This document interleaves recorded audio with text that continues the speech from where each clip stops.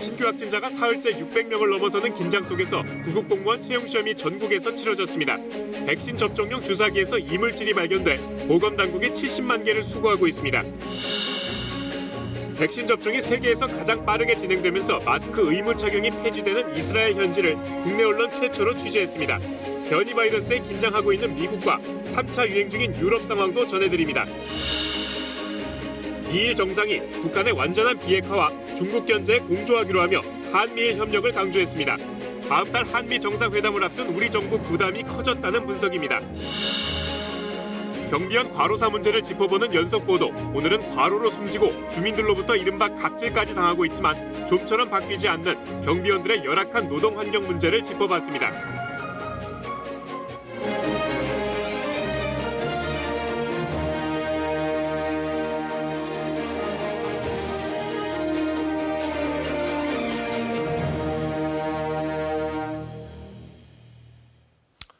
네, 한 주 무사히 보내셨습니까? 어느새 또 주말입니다. 자, 오늘 코로나19 국내 신규 확진자는 658명입니다. 사흘째 600명대를 유지하고 있는데 최근 흐름을 보면 이렇게 확진자가 급격히 늘지 않고 서서히 상승하고 있습니다. 숫자가 갑자기 커지지 않아서 다행이다 생각하실 수 있겠지만 사실 이런 점진적 확산이 오히려 더 위험하다는 것이 전문가들 지적입니다. 부산에서는 유흥주점발 감염이 오늘도 이어졌습니다. 토요일 9시 뉴스 전국적인 확진 현황부터 정리해보겠습니다. 김혜주 기자입니다. 경기도 남양주시의 한 교회입니다. 이 교회와 인근 식당과 관련해 새로운 집단 감염이 발생했습니다. 지난 13일 첫 확진자가 나온 이후 14명이 추가로 확진됐습니다. 서울 지인 여행 모임과 서초구 직장과 관련해서도 11명이 더 확인됐고 부산 유흥주점 관련해선 10명이 더 양성 판정을 받아 누적 확진자는 476명까지 늘어났습니다. 이렇게 집단 감염이 계속되며 최근 2주간 감염 경로가 파악되지 않는 환자 비율은 27%에 달합니다. 수도권에서의 확산세도 거셉니다. 서울 213명, 경기 204명 등 수도권에서만 440명의 확진자가 나왔습니다.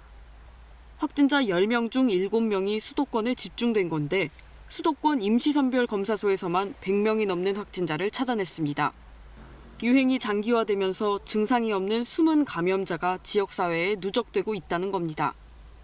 지난 한 주 동안 하루 평균 확진자는 621명. 3차 유행 정점기 때처럼 확진자가 급격하게 늘어나는 건 아니지만 서서히 상승하는 추세입니다.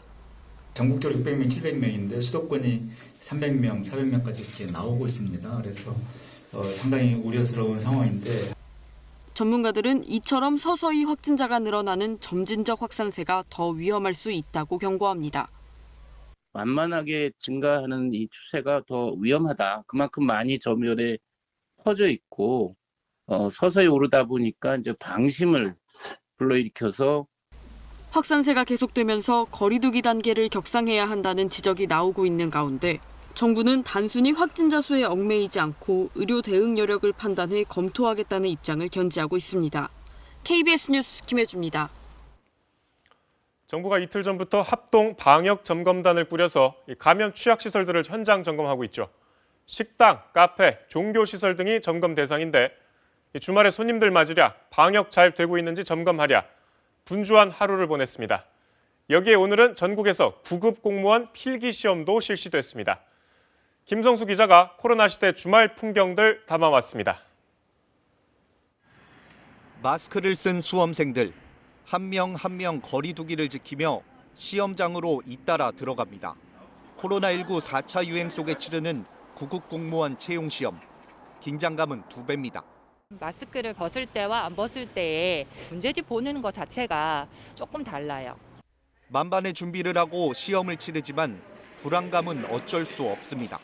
소독을 하고 들어가긴 하지만 거기 안에서 또 부딪히거나 시험을 교실 안에서 보니까 좀 걱정되는 부분이. 전국 17개 시도 436개 시험장에서 한꺼번에 시험이 치러졌는데 78.8%의 응시율을 보였습니다. 지난해보다 8.3%포인트 올라 코로나 사태 이전 수준을 회복했습니다. 합동 방역 점검이 시작된 첫 주말을 맞아 자영업자들은 더 바빠졌습니다. 출입자 명부 작성과 테이블 간 거리 두기 등 방역 수칙을 철저히 점검합니다. 출입문을 항상 이제 개방을 해두고요. 그다음에 뭐 시간별로 테이블이라든지 손 많이 닿는 부분들은 소독하는데. 정부 합동단속반은 마스크 상시 착용 등 기존 방역 수칙뿐만 아니라 전담 마스크 상시 착용하셔야 되고요. 새로 내놓은 강화된 방역 수칙이 잘 지켜지는지 꼼꼼히 살펴봅니다. 이번에 새로 바뀌게 된 수칙 중에 하나가 이용 가능 인원을 상정하고 게시하라고 되어 있는데 방역 당국은 9개 감염 취약 시설에 대한 합동 단속을 6월 말까지 끝낸다는 계획인데 위반 사항이 적발되면 즉시 지자체를 통해 법적 조치할 방침입니다. KBS 뉴스 김성수입니다. 코로나19 백신 접종에 쓰이고 있는 최소 잔여형 주사기. 버려지는 백신을 최소화할 수 있도록 국내 업체들이 개발했죠. 이 주사기에서 이물이 발견됐다는 신고가 접수돼서 보건당국이 현장에서 주사기 70만 개를 수거하고 있습니다. 해당 업체 주사기 50만 개가 이미 사용됐지만 아직 이상 반응은 보고되지 않았고 이물이 있는 주사기가 접종에 사용됐을 가능성도 매우 낮다는 것이 보건당국 설명입니다. 김지숙 기자입니다. 코로나19 백신 접종에 쓰이고 있는 최소 잔여형 주사기입니다. 피스톤과 바늘 사이에 공간이 거의 없도록 특수 제작돼 백신 한 병당 접종 인원을 한두 명 더 늘릴 수 있습니다. 현재 국내 업체 3곳의 주사기가 백신 접종에 쓰이고 있는데 최근 주사기 안에서 이물질이 발견됐다는 신고가 21건 접수됐습니다. 19건은 같은 회사 주사기고 나머지 2곳은 약물을 담는 부분이 아닌 곳에서 이물이 발견되거나 확인 과정에서 이물이 나오지 않아 회수 대상에 빠졌습니다. 예방 접종하기 전에 주사기 상태를 확인하는 과정에서 발견한 걸로 알고 있습니다. 보건당국은 주사기 제조사에서 선제적으로 수거 조치 중이라며 이번 주까지 접종 현장에서 주사기 70만 개를 수거할 예정이라고 밝혔습니다. 63만 개는 이미 수거됐고 나머지 7만 개도 수거 중입니다. 앞서 해당 업체의 주사기는 아스트라제네카 백신 접종에 50만 개가 이미 사용된 상황. 안전성 우려에 대해 보건당국은 이상 반응은 현재까지 보고되지 않았다고 전했습니다. 성분 분석 결과 제조소 작업자의 복장에서 떨어져 들어간 것으로 보이는 섬유질이었다며 물질 자체의 위해성도 낮고 주사기의 얇은 바늘을 뚫고 인체에 침투했을 가능성은 거의 없다고 설명했습니다. 특히 실제 접종에 사용됐을 가능성도 매우 낮다고 강조했습니다. 주사기라든가 백신의 상태를 확인하고 있기 때문에 그 과정에서 다 발견되는 것이 이제 이물이라는 점을 고려하면 가능성은 매우 낮다고. 식약처는 재발을 막기 위해 해당 업체의 제조소를 점검하고 시정 조치를 지시했습니다. 한편 코로나19 백신 접종이 시작된 이후 50일 동안 전 국민의 2.85%인 148만 2,969명이 1차 접종을 마쳤습니다. 현재 170개가 넘는 지자체의 예방접종센터가 설치된 가운데 정부는 원활한 접종을 위해 이달 말까지 전국 시군구별로 한 곳 이상의 접종센터를 확대할 계획입니다. KBS 뉴스 김지숙입니다. 끝이 보이지 않는 코로나19 유행 속에서 조금씩 희망의 빛을 보여주는 나라가 있습니다. 이 백신 접종 속도가 가장 빠른 이스라엘인데요. 이스라엘이 내일부터 야외 마스크 의무 착용을 폐지하기로 했습니다. 저희 KBS 취재진이 코로나 사태 뒤 국내 언론 최초로 이스라엘에 들어갔는데요. 취재기자 연결해 현지 상황 알아보겠습니다. 최창봉 기자, 어제 이스라엘에 입국했죠? 지금 정확히 어디에 있습니까? 예, 예루살렘에 있는 자가격리 숙소입니다. 지금 제 뒤로 보이는 산이 최후의 만찬이 있었던 것으로 전해지는 시온산인데요. 바로 이곳에서 2주간 자가격리 생활을 하게 됩니다. 9일째 검사를 받고 만약 문제가 없으면 격리 기간은 열흘로 줄어듭니다. 네, 곧바로 자가격리에 들어가느라 취재가 어려웠을 텐데 현지 분위기 좀 느낄 수 있던가요? 네, 마스크를 쓰지 않고 거리를 지나다니는 사람들, 테이블에 앉아 담소를 나누는 사람 흔히 볼 수 있었습니다. 저희가 현지 취재팀을 통해 사전에 촬영을 의뢰했는데요. 텔아비브 해변의 모습입니다. 사람들로 북적이고 있습니다. 시민 이야기 들어보시죠. Like last year, we were at home quarantined, and we watch the TV, to watch the Israeli ceremony, and it was like really alone. And this year it's amazing. You can see here all the people, and you can see that everyone is happy. 그제가 독립기념일이었습니다. 해마다 전날 밤 성대한 축제가 열리는데 지난해엔 열리지 못했다고 합니다. 그런데 올해는 수천 명의 인파가 거리로 쏟아져 나왔습니다. 마스크를 벗어 던진 채 춤을 추는 등 팬데믹을 벗어났다는 기쁨을 만끽했습니다. 네, 보니까 정말 코로나 이전 일상에 가까워진 것 같은데 역시나 백신 덕분이겠죠. 얼마나 많은 사람들이 백신을 맞았습니까? 네, 말 그대로 백신의 힘이라 할 수 있겠는데요. 이스라엘 총리의 이야기 먼저 들어보시겠습니다. Our success is the world's success. For Israel is an example to all countries that through mass vaccinations, there's a way out of this terrible pandemic. 1차 백신 접종자가 60%를 넘었고 2차 접종을 마친 사람도 57%나 됩니다. 한때 하루 10,000명까지 치솟았던 확진자 수가 어제는 100명 아래로 떨어졌습니다. 무엇보다 화이자 백신을 조기 확보한 게 주요했습니다. 이곳 인구가 900만 명 정도 되는데 불과 넉 달 동안 인구 절반 이상이 백신을 맞도록 강력한 캠페인을 펼친 점도 효과를 냈습니다. 정부는 집단 면역을 위해 16세 이하 아동에 대한 접종도 검토하고 있습니다. 이스라엘은 내일부터 야외에서 마스크를 쓰지 않아도 됩니다. 자세한 소식은 내일 다시 전해드리겠습니다. 예루살렘에서 KBS 뉴스 최창봉입니다. 네, 그러면 세계 최대 코로나 피해국으로 꼽혔던 미국 상황은 어떨까요? 최근 신규 확진자가 다시 증가하는 추세인데 LA 현지 연결해 자세히 알아보겠습니다. 네, 이영현 특파원, 미국 백신 접종은 얼마나 진행됐습니까? 네, 미 질병통제예방센터 CDC의 집계를 보면 금요일까지 배포된 백신은 2억 5,850만여 분입니다. 이 가운데 백신을 한 차례 이상 맞은 사람은 미 전체 인구의 38.5%인 1억 2,077만 명, 24.3%인 8,600만 명은 접종을 끝냈습니다. 네, 다른 나라에 비해 접종률이 높은 편인데 그럼 코로나 상황도 좀 괜찮아졌습니까?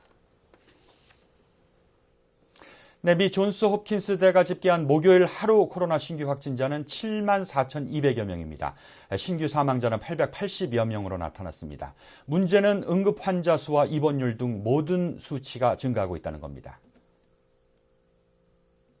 All approximately 5 to 8% higher than they were in the prior 7-day period.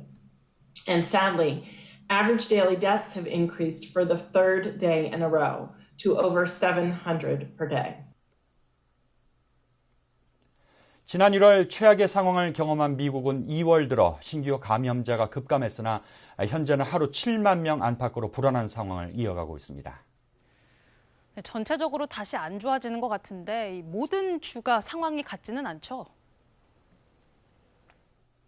네, 그렇습니다. 주마다 조금씩 차이가 있습니다. 주별 상황을 살펴보면요.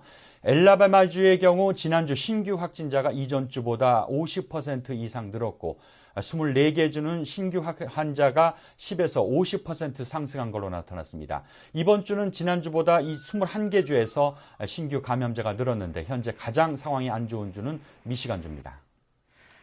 네, 백신 접종률이 높은 편인데도 이 상황이 계속 안 좋아지는 건 변이 바이러스 때문인 건가요? 그렇습니다. 보건당국은 미국의 지배적 종이 된 영국 변이 바이러스가 어린이를 비롯해 젊은 층까지도 감염을 늘리고 있다며 4차 확산을 우려하고 있습니다. 백악관은 어제 이 변이 바이러스에 체계적으로 대응하기 위해 17억 달러, 우리 돈 2조 원 가까이 투입하겠다고 밝혔습니다. 또 미 보건당국과 백신 제조사는 올해 안에 3차 접종, 이른바 부스터샷을 준비하고 있습니다. 보건당국은 백신이 변이 바이러스 예방에 한계가 있고 일부 부작용도 확인됐지만 확산을 막고 사망을 줄일 수 있는 유일한 수단이라는 걸 연일 강조하고 있습니다. 지금까지 로스앤젤레스에서 전해드렸습니다. 네, 이번에는 유럽으로 가봅니다. 강력한 봉쇄 조치에도 불구하고 변이 바이러스 확산으로 3차 유행이 진행 중인데요. 파리 연결해 자세한 소식 들어보겠습니다. 네, 유원중 특파원, 앞서 이스라엘이나 미국과 비교해 볼 때 유럽은 상황이 더 안 좋은 것 같네요. 어떻습니까? 네, 세계보건기구는 지난 12일 유럽의 코로나19 사망자가 100만 명을 넘었다고 발표했습니다. 세계 최고 선진국들이 모여있는 유럽이 전 세계 사망자의 3분의 1이 나와 가장 피해가 심각한 대륙이라는 오명을 갖게 됐습니다. 네, 유럽도 이 백신을 코로나19 탈출구로 삼았는데 접종 상황 순조롭지 않나 봅니다. 접종률 얼마나 됩니까? 네, EU 회원국의 평균 백신 접종률이 17%를 넘어섰으니까요. 세계적으로 전혀 늦은 편은 아니죠. 하지만 상대적 박탈감이 크다고 해야 할까요? 백신 접종률이 50%를 찍은 영국에 절반에도 못 미치는 유럽 각국은 비상입니다. 특히 많은 물량을 계약해둔 아스트라제네카 백신이 제대로 공급되지 못했고 그나마 혈전 우려 때문에 접종에 일부 제한을 둬야 하는 상황입니다. 구원투수가 될 것으로 기대했던 얀센 백신마저 접종을 잠정 중단한 상태여서 EU 정부들 속이 타들어가고 있습니다. 네, 이렇게 코로나 상황은 악화되는데 시민들도 이제 한계가 온 것 같아요. 봉쇄 완화 요구가 커지고 있다면서요. 네, 식당 등 비필수 사업장의 영업금지, 지역 간 이동금지, 야간 통행금지 이런 봉쇄 조치가 지난해 여름 몇 달을 제외하고 1년 넘게 이어지다 보니 유럽 시민들 더 이상 못 참겠다는 분위기입니다. 봉쇄 완화를 요구하는 각종 시위가 잇따르고 있고 경찰과 물리적 충돌을 빚는 일도 잦아지고 있습니다. EU의 중심 국가라고 할 수 있는 독일 총선이 올 가을, 프랑스는 내년 봄 대통령 선거를 치르게 되는데요. 자영업자와 대학생 등에서 시작한 불만이 일반 시민들로 확대되면서 정부와 정치인들이 궁지에 몰렸습니다. 프랑스 정부는 코로나 확산세가 꺾일 기미를 전혀 보이지 않는데도 3차 봉쇄령은 약속대로 5월 초에 반드시 끝내고 완화 조치에 들어가겠다고 공공연하게 말하고 있습니다. 코로나19 3차 유행이 한창인 지금 올여름 휴가철 전까지 어떻게 해서든 봉쇄를 풀어야 하는 숙제를 떠안은 유럽. 그야말로 걱정이 태산입니다. 지금까지 파리에서 전해드렸습니다. 다음 소식입니다. 미국 바이든 대통령과 일본 스가 총리의 첫 정상회담. 결과를 요약하면 북한의 완전한 비핵화 원칙 재확인, 또 중국 견제입니다. 특히 공동성명에서 타이완 문제까지 언급하면서 중국을 자극했는데 워싱턴 연결해서 자세히 알아보겠습니다. 자, 김기현 특파원, 우리로서는 한반도 현안을 이 두 정상이 어떻게 논의했는지가 가장 궁금할 수밖에 없는데 이 북한의 완전한 비핵화는 상당히 원론적인 내용 같아요. 어떻습니까? 네, 그렇습니다. 바이든 대통령과 스가 일본 총리는 정상회담에서 북한의 완전한 비핵화에 전념하겠다는 의지를 재확인했습니다. 양국 정상은 공동성명을 통해 북한이 유엔 안전보장이사회의 결의를 준수해야 한다며 이같이 밝혔습니다. 스가 총리는 기자회견에서 미일 정상이 완전하고 검증 가능하며 돌이킬 수 없는 폐기, 즉 CVID에 합의했다고 발표했습니다. 北朝鮮についてはすべての大量破壊兵器およびあらゆる射程の弾道ミサイルの CVID へのコミットメント CVID는 북한 측이 항복 문서에나 등장하는 문구라며 강력히 반발하는 표현인데 미일 공동성명에는 빠졌습니다. 북한을 자극하지 않으려는 미국 측 의지가 읽히는 대목입니다. 네, 이런 반면에 두 정상이 중국에 대해서는 더 직접적이고 더 강력한 메시지를 보냈다는 거죠. 네, 타이완 해협의 평화와 안정의 중요성에 공동성명에 이 내용을 포함시킨 게 대표적입니다. 미일 정상이 공동성명에 타이완 관련 내용을 언급한 건 미중 수교 전에나 있었던 일입니다. 미일 정상은 또 홍콩과 신장 위구르 지역 인권 문제를 거론하고 센카쿠 열도 중국명 갸오이다오에 대한 방어 의무도 재확인했습니다. We committed to working together to take on the challenges from China and on issues like the East China Sea, the South China Sea, as well as North Korea, to ensure a future of a free and open Indo-Pacific. 또 반도체 공급망 5G 네트워크 구축에 협력하는 한편 지적재산권 위반 등 불공정한 관행에 공동 대응한다고 밝혀 경제 측면에서도 중국 견제 의지를 분명히 했습니다. 네, 당장 중국 정부가 격앙된 반응 보였죠? 어떤 내용이었습니까? 네, 내정 간섭을 하지 말라거나 핵심 이익을 건드려서는 안 된다는 목소리가 나왔습니다. 주미 중국 대사관 대변인 명의로 입장을 냈는데 타이완 문제를 내정으로 규정하고 인근 해역 관련 사안 역시 중국의 근본 이익이라며 간섭할 수 없다고 반박했습니다. 그러면서 미일 정상의 중국 관련 언급에 불만과 반대를 표명한다며 이는 아시아 태평양의 안정을 해칠 수 있다고 경고했습니다. 지금까지 워싱턴에서 전해드렸습니다. 자, 이제 다음 달 말에는 한미 정상회담이 예정돼 있습니다. 미일 정상이 본격적으로 중국 견제 전략을 가시화한 데다 한미일의 협력을 강조했기 때문에 우리 정부로서는 미국과 중국 사이에서 부담이 더 커졌습니다. 조빈나 기자입니다. 미일 공동성명에 북한이란 단어는 3번 등장했습니다. 기자회견에서도 바이든 미 대통령은 한 번 원론적 언급을 했을 뿐입니다.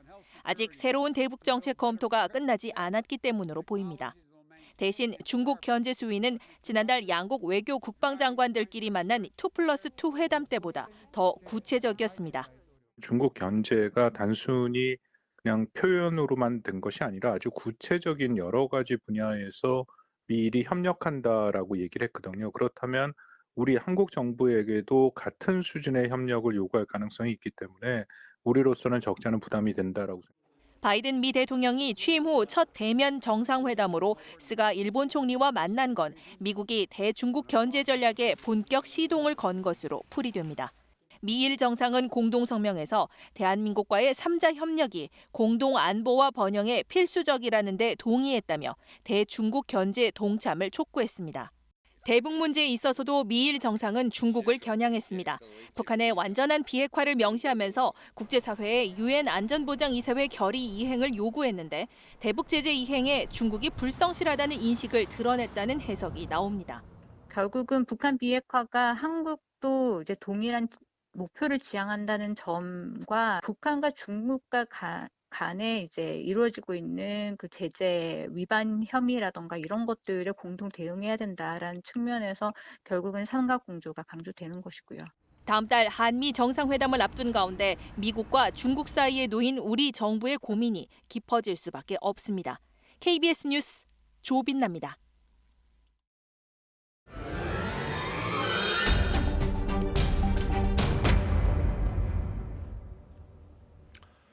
네, 지난 이틀 동안 저희 탐사보도부는 아파트 경비원들이 얼마나 참혹한 근무 환경에 노출돼 있는지 또 경비원 과로사가 반복될 수밖에 없는 이유가 무엇인지 참 아프게 짚어봤습니다. 오늘은 마지막으로 이 비현실적인 현실이 개선되기 어려운 구조를 보도합니다. 갑질에 둘러싸여 있어도 작은 신음소리조차 낼 수 없는 사람들. 어디 먼 곳이 아니라 지금 이 시각 우리네 집 바로 앞에 있습니다. 강병수 기자입니다. 서울 노원구의 한 아파트에서 경비원으로 일해온 박모 씨. 지난 2월 아파트 주민 김모 씨에게 폭행을 당했습니다.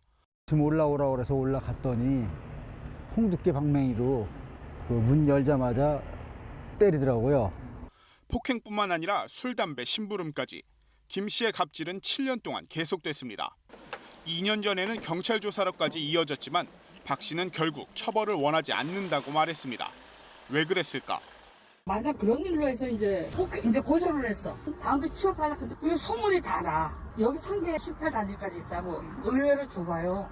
아파트 경비원들은 대부분 1년 미만, 짧게는 3개월 단위로 근로계약을 맺습니다. 이런 초단기 계약은 입주민과 분쟁이 생길 때 고용 불안을 느끼는 경비원들을 주저하게 만듭니다. 또 고용주가 사실상 여럿인 고용 형태도 경비원이 맞서기 어려운 이유입니다.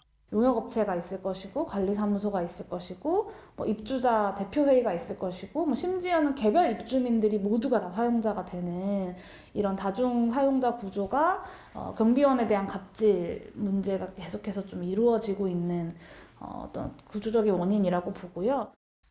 취약한 근로 조건에 정부의 감독은 소홀합니다. 경비원이 과로사에도 노동청은 관련 규정이 없다는 이유로 근로감독도 나가지 않았습니다. 저는 산화하면 기본적으로 나가 조사하는 게 맞는데 그 신내유관으로는 경비원들 노령자들 왜 들어가시잖아요. 그런 거 나가서 조사한 거는 실질적으로 한 건도 없거든요. 지난해 경비원이 과로사한 서울의 한 아파트의 경우 감독기관인 노동청은 과로사 사실조차 모르고 있었습니다. 기록은 있는데 네. 개인 병사로 돌아가시더라고요. 과로사로 인정을 받은 걸로 알고 있거든요. 과로사로 인정을 받. 저희가 뭐 거기 내부까지는 아직 입수한 건 없는데. 3년간 과로사로 숨진 경비원은 74명. 노동권의 사각지대에서 이들의 죽음은 외면당하고 있었습니다. KBS 뉴스 강병수입니다. 최근 유통업계들의 최저가 경쟁이 치열해지고 있습니다. 무료 배송부터 대형 할인 행사까지 앞다퉈 가격을 낮추고 있는데요. 소비자들은 좋지만 유통업체에 납품하는 회사들은 남모를 소가리를 하고 있다고 합니다. 이유가 뭔지 우정아 기자가 전해드립니다. 한 대형 온라인 유통업체의 광고. 한 사람 빼고 다 좋아하는 내 맘대로 무료 배송. 배송비도 받지 않아 물건값이 싸다는 걸 이익이 줄어 업체 대표가 괴로워하는 모습으로 표현했습니다. 쿠팡의 나스닥 상장 이후 주도권 싸움을 벌이는 대형 온라인 유통업체들은 이렇게 또 한 번 최저가 경쟁을 시작했습니다. 온라인 한우 판매 사이트 한 업체가 얼마 전 할인 행사를 진행하자 경쟁 업체들도 잇따라 한우 값을 깎아주고 있습니다. 이런 최저가 경쟁을 바라보는 중소 납품 업체들의 속내는 복잡합니다. 납품 가격 조정 등의 불똥이 튈 수 있기 때문입니다. 대형 업체들은 적극 부인합니다. 대부분이 직매입을 하고 있어 최저가 경쟁을 해도 부담은 결국 업체가 진다는 얘기입니다. 직매입을 하는 문제가 있습니다.